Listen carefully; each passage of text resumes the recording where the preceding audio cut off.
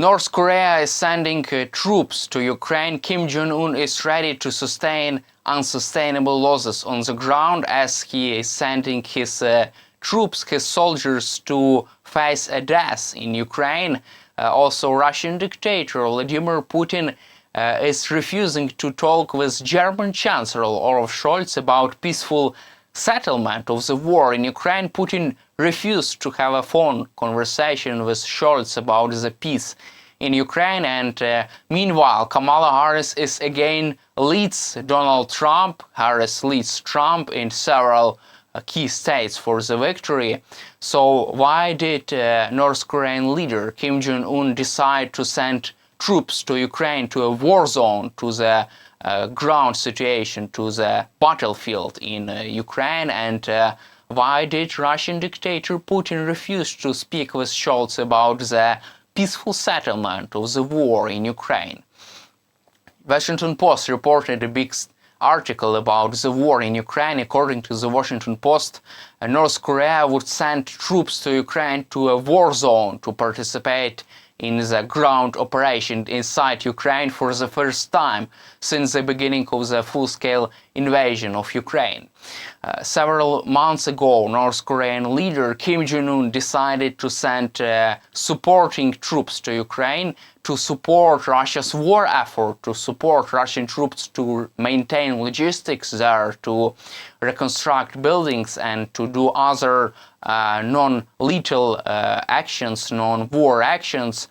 However, for the first time since the beginning of the full-scale invasion of Ukraine, North Korean troops could be on the ground in Ukraine, participate in ground operations inside Ukraine. According to the Washington Post, several thousands North Korean troops, are already training inside Russia and are getting ready to be deployed to Ukraine and to be deployed to the war zone inside Ukraine on the battlefield to fight against the Ukrainian armed forces. Kim Jong-un would like his soldiers to face death in Ukraine, to be dead, and to gain even more experience. However, he does not care about his own troops, and he does not care that they all would be killed and would be wounded in Ukraine because of the big war on the ground in Ukraine, and because of the professional work of the armed forces of Ukraine on the ground. Earlier, Pentagon officials said that if North Korea decides to send troops to Ukraine, then North Korean troops would suffer tremendous casualties because of the professional and effective work of the armed forces of Ukraine. That's why Ukrainian forces would destroy and eliminate not only the Russian one and also the North Korean one. Also recently, several days ago, Ukrainian armed forces have already destroyed and eliminated several North Korean officers inside Ukraine, which were on the occupied territories, helping Russian war effort, helping Russian soldiers to sustain the war and to maintain their logistics, maintain their armored vehicles. Also, so North Korea has already suffered losses in Ukraine. However, Kim Jong-un did not say something about this publicly because it's a big shame for him. But it seems like he doesn't care about his soldiers. That's why he would support Russia's war effort on the ground by sending his troops to support Russian troops on the ground, on the battlefield.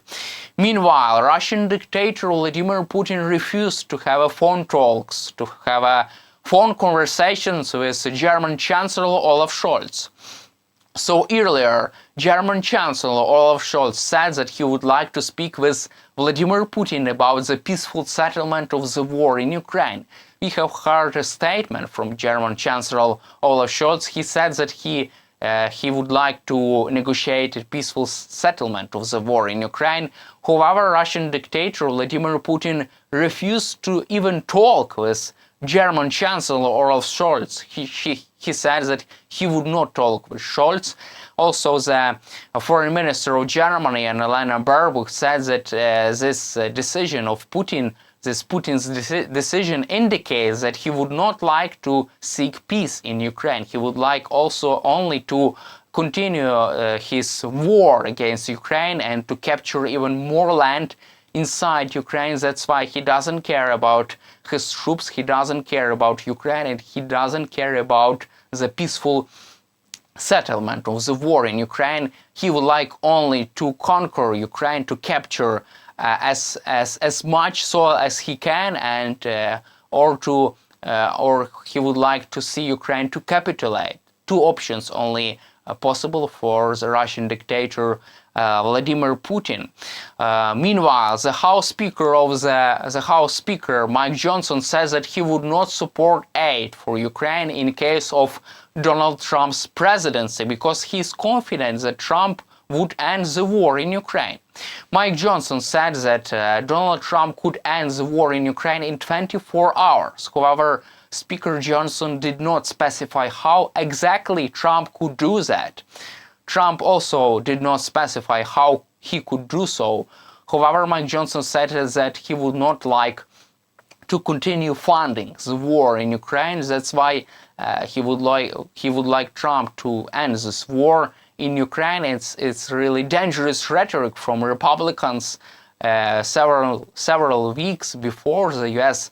general election. Also, the American financier and Kremlin critics Bill Browder said that Trump's presidency would be a total disaster for Ukraine and for the U.S. national interest because Trump would stop funding Ukraine, would stop supporting Ukraine, and it could lead to the victory of the Russian side. Also, Trump would like to exit from NATO, and it would determine the European and global and American security. That's why Bill Browder is confident that Donald Trump is a threat to the American national interest and to the U.S. national security. That's why the victory of Russia in Ukraine would endanger not only Europe but only the United States and the U.S. security. That's why he said that it would be a total disaster if Trump wins the general election. Also, it seems like Donald Trump hasn't has lots of chances to win the general election because Kamala Harris is ahead of Trump. Harris has the support of the 51% of the registered voters. Meanwhile, Trump has only 48% of the registered voters. This poll has been conducted by The Hill. Meanwhile, the Wall Street Journal reported that more voters trust Trump more voters in the 7 key for the victory states, swing states, support Trump and trust Trump more in question of the war in Ukraine. And it's interesting point because Donald Trump has promised lots of things about the war in Ukraine. He has promised to end the war in Ukraine in 24 hours.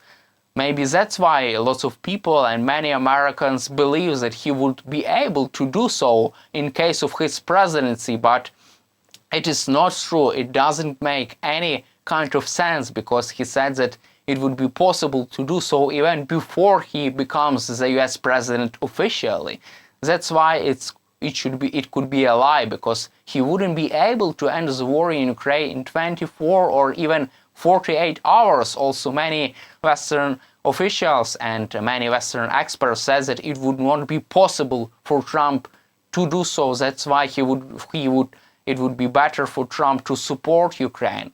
Some other experts said that Donald Trump could try to negotiate a deal with Vladimir Putin, but he would fail to do so because Russian dictator Vladimir Putin refuses to seek peace to Ukraine. He refuses to achieve peaceful settlement of the war because he doesn't want this. He does not want this. He only wants to continue his war against Ukraine and to capture the whole Ukraine, to destroy Ukraine as a sovereign state. That's why Vladimir Putin would like only to achieve his military objectives, his war objectives, his aggressive illegal war objectives to capture the whole of Ukraine. He would not like to negotiate a good deal as Trump wants. Maybe if Trump becomes the US president, as many experts said, he would try to negotiate a peace with Ukraine, but he would fail to do so. He would see that Russian dictator Vladimir Putin is not interested in peace of Ukraine,